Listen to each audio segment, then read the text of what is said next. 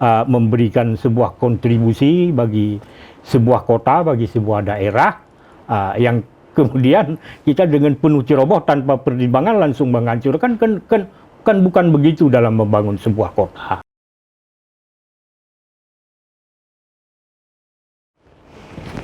Assalamualaikum warahmatullahi wabarakatuh. Rakan Lon yang bahagia dimanapun berada, temu Pehtem Lom Uronyo di edisi Senin 5 Juli 2021, tepatnya di episode ke-53.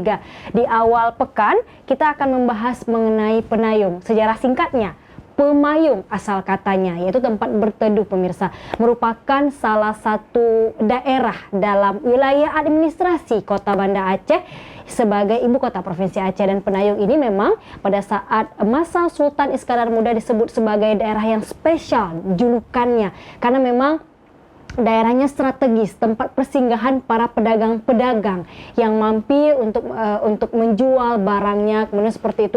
Dan Penayung ini kemudian berubah ejaannya hari ini menjadi Penayung, dan memang kita akan melihat seperti apa Penayung di mata budayawan. Kita sudah bersama Pak Nabahani AS, Dr. Andes. Bapak, Assalamualaikum.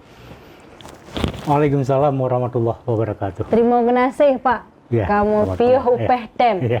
Kamu Pehtem uronyo Pak, bah Penayung.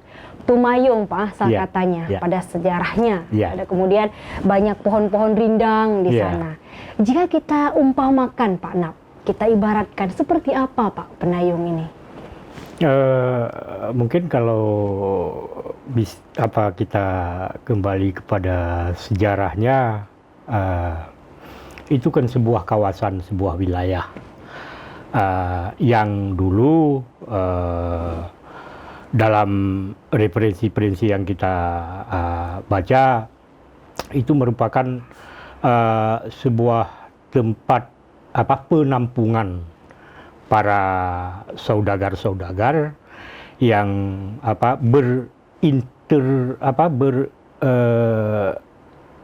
berinteraksi dengan persinggahan ya Pak ya, pedagang-pedagang lokal dalam mungkin ya saat itu kan rempah-rempah tentunya. Rempah ya Pak? Ya, rempah. Khususnya. Ya. Jadi berbagai bangsa berkumpul di situ, dan itu merupakan sebuah wilayah yang legal yang disediakan oleh Sultan. Sultan apa pada saat itu Pak? Masa Iskandar Muda itu masih berlaku karena itu masa-masa kejayaan. Ya, saya kira itu. Kemudian mungkin dari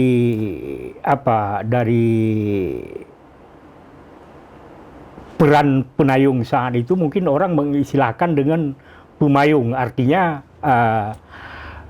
tempat berteduh atau tempat berkumpul, tempat peristirahatan para ABK kapal yang berlabuh di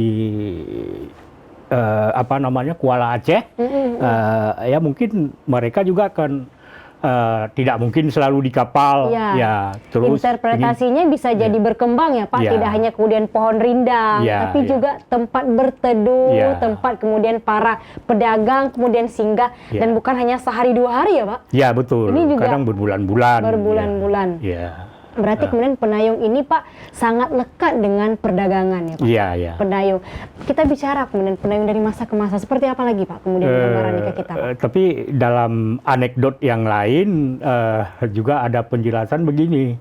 Jadi ketika pada suatu waktu ada saudagar Cina yang berlayar dan singgah ke situ, terjadi komunikasi antara penduduk lokal dengan saudagar Cina yang datang itu. Artinya saudagar Cina itu kan menanyakan, ini apa namanya, Peganju. Itu disebutkan oleh pedagang Cina ya Pak? Oleh pedagang Cina. Jadi orang lokal ini kan tidak mengerti bahasa, saling tidak mengerti. Oke. Jadi dari asal kata itu menurut entah benar entah itu anekdot Oke. yang kemudian menjadi Berkembanglah menjadi penayung. penayung. Nah, Itu dari asal katanya, Pak. Iya. Kemudian banyak pedagang yang singgah, ada kemudian dari pedagang khususnya Iya. pedagang dari Cina, Pak, Tiongkok. Iya. Kemudian Laksamana Cheng Ho Iya. juga kita bisa kalau lewat di Penayung itu, Pak. Ada kemudian mural grafiti ya Pak di jalanan Penayung itu, ada kemudian lonceng di situ, ya kan kita Iya. bisa lihat itu. Jadi bagaimana kemudian Penayung ini sangat lekat dengan perdagangan ya Pak? Seperti kita sebutkan tadi, itu kan sebuah wilayah yang dekat sekali dengan pelabuhan Kuala Aceh dulu, ya. Jadi semua kapal-kapal kan berlabuh di Kuala. Jadi kalau kita lihat dari segi geografis itu tidak mengherankan, ya kalau kemudian itu menjadi sebuah wilayah yang sangat ramai, yang sangat maju dengan berbagai transaksi perdagangan itu terjadi di situ. Ya mungkin itu dasarnya dari hingga kemudian berkembang itu menjadi sebuah wilayah wilayah perdagangan yang sampai ketika zaman Belanda itu juga masih Pak. Seperti apa Pak gambarannya pada masa Belanda Pak? Pada masa Belanda begini, kalau sekarang kan Penayung itu kan sudah identik dengan pemukiman saudara kita Tionghoa. Sebelumnya pemukiman Tionghoa itu di Ulele. Tadinya di Ulele? Di Ulele. Ulele. Jadi ketika Belanda masuk 1873 menguasai Aceh, jadi Ulele itu mau dibenah oleh Belanda. Bangun pelabuhan di situ, bangun kereta api di situ, malah pusat hiburan orang Belanda juga waktu itu terpusat di Ulele. Jadi pemukiman Tionghoa itu yang ada di Ulele itu kemudian kan dipindahkan ke Penayung. Ya, lama kemudian malah dulu di situ di Ulele itu ada Viara. Itu di sebelah mananya Ulele Pak kalau kita gambarkan hari Pantai ini? Cermin. Pantai Cermin Ulele. Pantai Cermin, ya. Yang kemudian Viara itu kalau menurut sumber yang kita temukan hancur dalam akibat Perang Dunia Kedua. Yang kemudian Viara itu ikut dipindahkan ke Penayung juga, yang namanya Tapekong itu. Tapekong. Kalau orang kita sebutkan terus saja Tepekong. Ya. Mulanya Tepekong itu cuma bangunan kayu. Pada saat di Ulele? Yang sudah saat dipindah? Iya, saat dipindah, sederhana. Pada tahun 60-an itu baru dibangun kembali seperti yang kita lihat hari ini. Dan posisinya memang hari ini tepatnya ke arah Simpang 5 itu ya Pak ya? Iya, di situ betul, ya, berarti betul. awalnya kemudian kayu terus berkembang sampai hari ini. Tapi kemudian bicara Pak bagaimana kemudian Penayung? Dari tadinya kemudian dia pada masa Sultan, memang kemudian tempat transaksi perdagangan. Pindah kemudian masa Belanda juga masih kemudian kan sangat dekat juga ya Pak dengan dengan image dagang di sana. Kemudian bagaimana lagi Pak perjalanannya? Ya seperti yang kita lihat hari ini memang Penayung itu kan sudah banyak sekali tahapan-tahapan pemugaran. Dari mungkin dari zaman Belanda kemudian hingga zaman kemerdekaan, itu kan bangunan-bangunannya kan juga masih ada yang berciri khas bangunan-bangunan peninggalan zaman.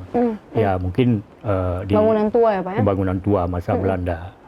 Dan itu sebenarnya saya kira kalau Banda Aceh mau yang sudah diberikan sebagai label salah satu kota tua dari 8 kota di Indonesia, saya kira mungkin hal-hal seperti itu sebagai ikon kota tua itu harus dipertahankan. Artinya menurut Pak Nabani itu harus dipertahankan bangunan-bangunan tua itu. Tidak harusnya dipugar, dihancurkan. Saya kira tidak boleh untuk dihancurkan. Yang pertama itu sebagai sebuah saksi sejarah. Yang kedua juga kita kan telah menyandang sebagai sebuah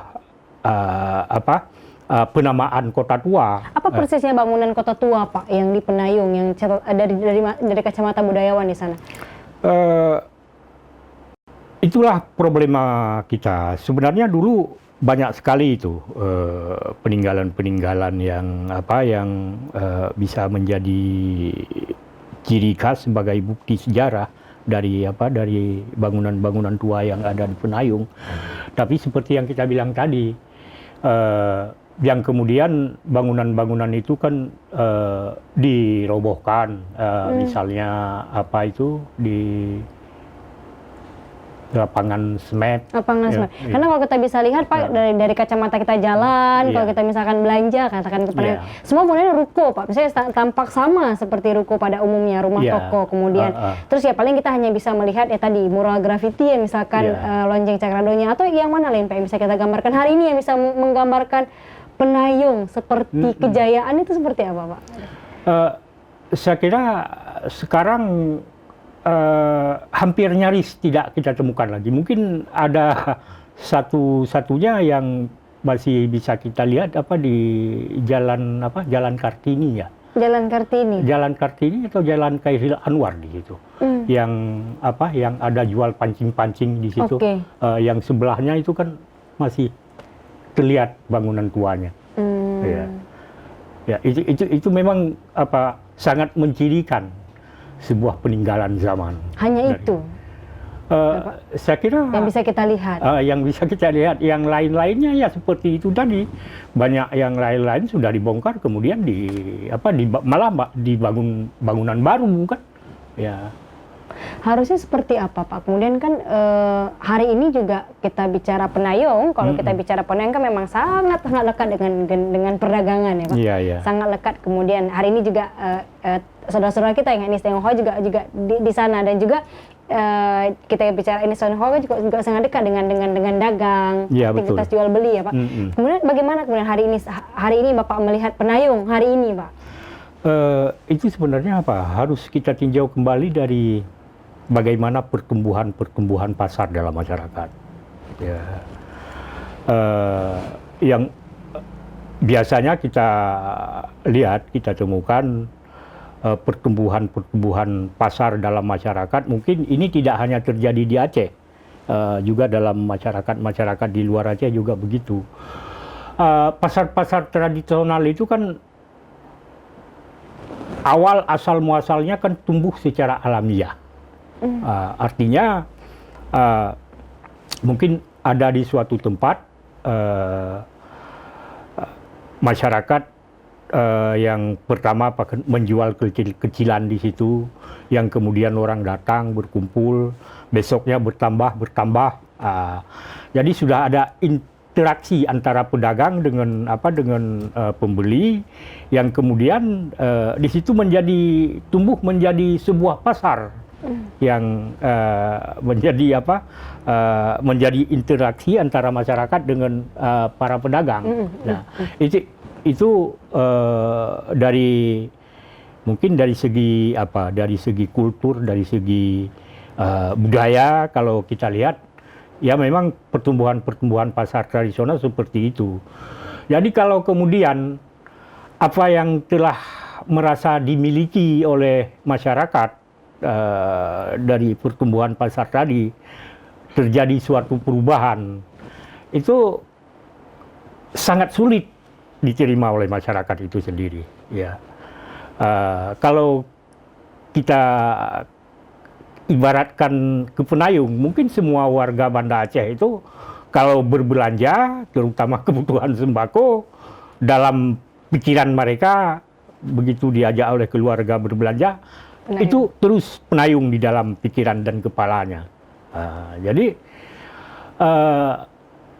mungkin ini kebutuhan, karena setiap masa kita kan berubah. Iya, dan proses alami tadi yang kita cerita Pak itu bahkan dari masa Sultan ya Pak. Betul. Kemudian dari masa Belanda juga masih pasar masih pasar posisinya gitu. Pak. Ya. Kemudian sampai kemudian terakhir, maksudnya ya kita walaupun saat ini juga masih ada aktivitas di sana, tapi juga dengan proses yang terjadi memang mengurangi ya Pak, karena kemudian kan sekarang pasar yang kemudian ikan dan banyak yang sekarang dipindahkan. Tapi kemudian ketika seperti yang Pak katakan, kita bicara belanja penayung. Iya.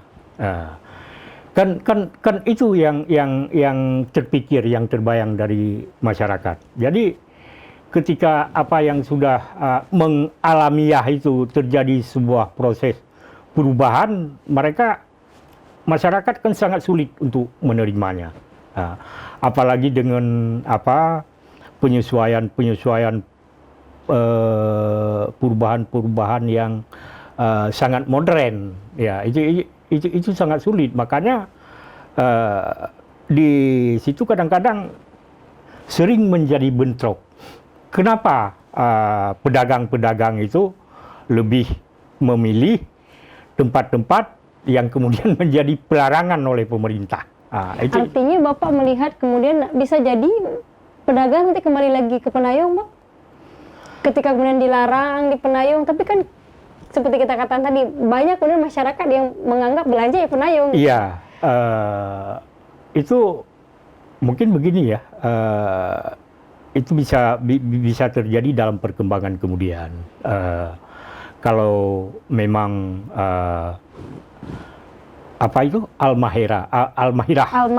Al-Mahirah yang saat ini memang itu kan terkesan sebuah pemaksaan, ya, untuk mengalihkan penayung ke Al-Mahirah, yang sebenarnya warga masyarakat itu sangat keberatan. Bukan hanya pedagang-pedagang, warga masyarakat juga merasa keberatan. Tapi kan pemerintah juga bisa beralasan, itu kan untuk sebuah perubahan kota, penataan kota.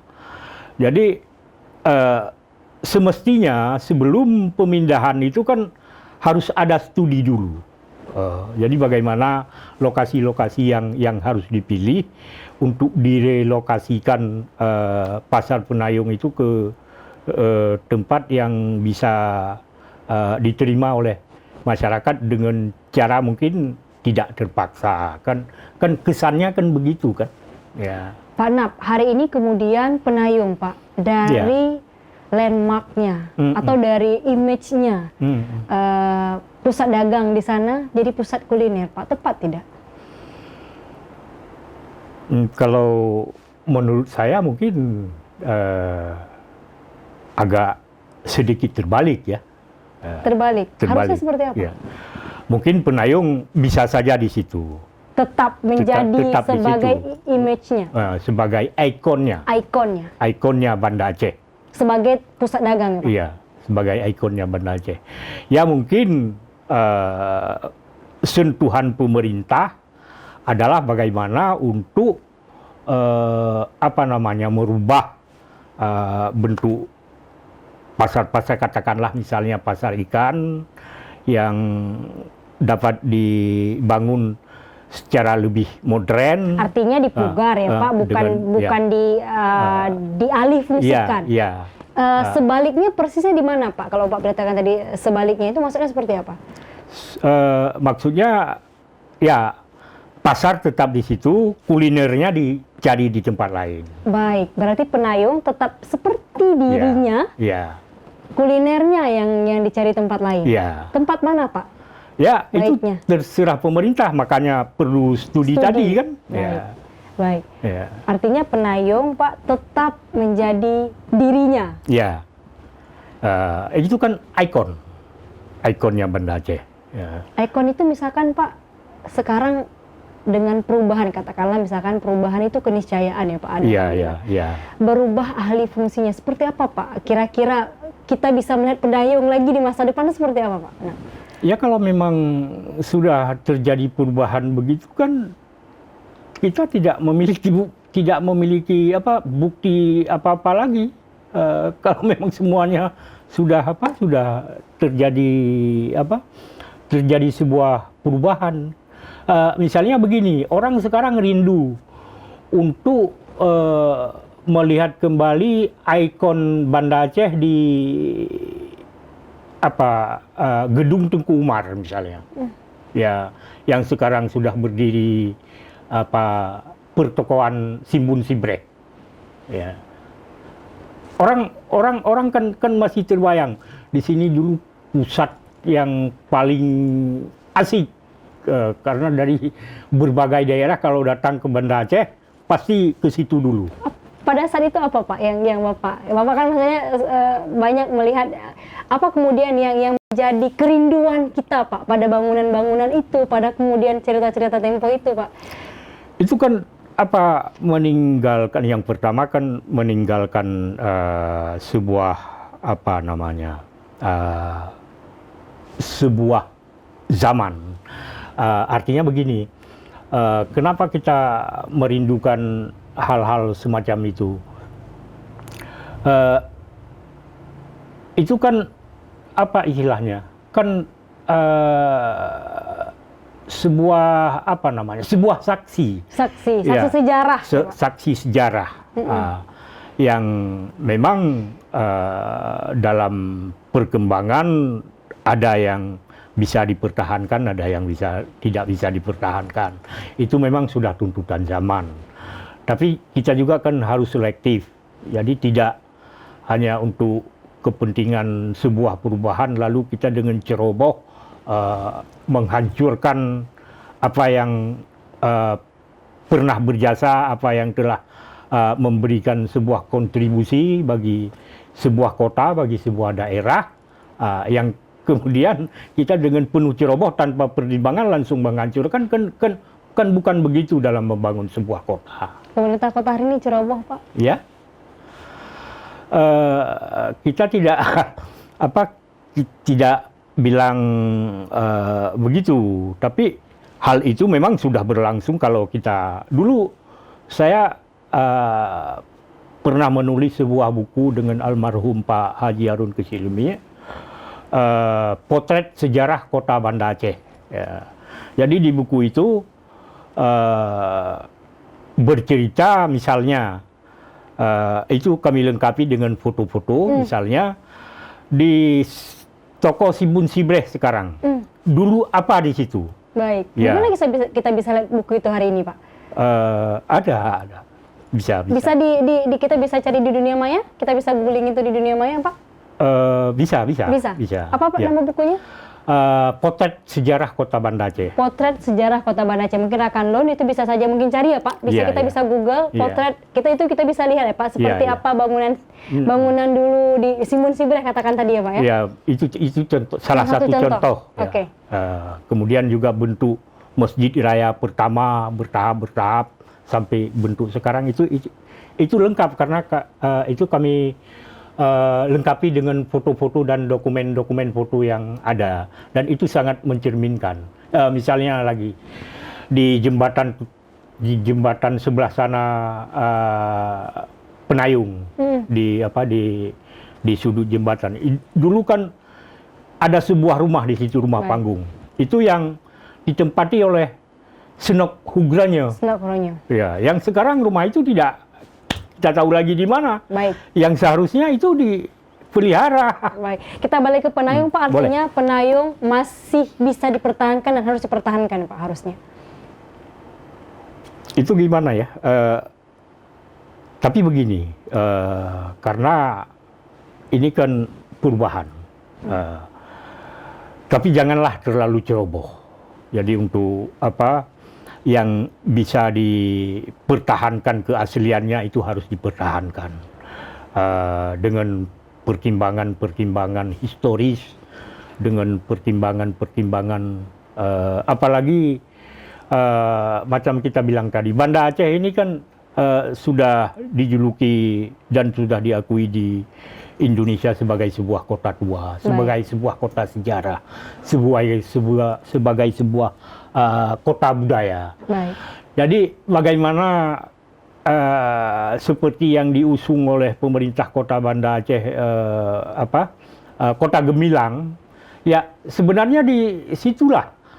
Ini Banda Aceh ini merupakan sebuah ibu kota pusat peradaban yang sangat besar, itu bukan hanya Indonesia tapi Asia Tenggara. Itu pusat peradaban, dan itu yang dimaksud dengan kegemilangan Banda Aceh. Itu ya Pak, itu gemilangnya ya. Ya. Dalam konteks itu gemilang. Dalam konteks itu yang disebut gemilang. Kalau kita hubungkan dengan hari ini, yang dimaksud dengan gemilang hari ini apa? Kita kan tidak tahu. Nah, itu Hilang makna. ya, hilang kegemilangan. Keaslian gemilangnya itu. Ya, Pak? Itu yang seharusnya bukan untuk dikembalikan, karena itu sudah tidak mungkin lagi. Yang seharusnya dengan mengusung Banda Aceh sebagai kota gemilang, arahnya ke situ sebenarnya. Baik, Pak Nap. Dan penting juga ketika kita bicara bangsa yang besar, Pak, adalah bangsa yang memang menghargai sejarahnya dan budayanya khususnya, Pak ya, agar memang anak cucu kita nanti tahu ya, Pak, tahu persisnya sejarahnya. Kalau kata Bung Karno, jas merah. Jangan pernah melupakan sejarah. Pak Namhani, terima kasih banyak, Pak, sudah mau PHTM hari ini, berbagi dengan kita tentang Penayung dan kondisinya hari ini. Pak Nap, terakhir closing statement-nya untuk Rakanlun, silahkan. Kalau menurut saya ya seperti yang sudah kita bilang tadi, untuk penataan sebuah kota itu silahkan saja, tapi kita juga harus mempertimbangkan nilai-nilai historisnya, juga apa istilahnya, jangan terlalu ceroboh dengan menghancurkan, dengan menghilangkan bukti-bukti saksi kesejarahan sebuah kota dari awal. Ya mungkin hari ini itu harus menjadi sebuah pertimbangan. Ya, saya kira begitu. Baik, terima kasih banyak Dr. Andes Nabhani AS, Penayung di Mata Budayawan. Kalau ada waktu insya Allah main lagi ya Pak di PHTM. Insya Allah. Kita mau PHTM lom Pak dengan budaya lainnya. Kita cerita-cerita lagi ya Pak, insya Allah ya. Terima kasih juga buat Anda, kami tunggu komennya, dan terima kasih juga yang sudah subscribe, kami tunggu komen yang membangun. Saya pamit, wassalamualaikum warahmatullahi wabarakatuh. Waalaikumsalam.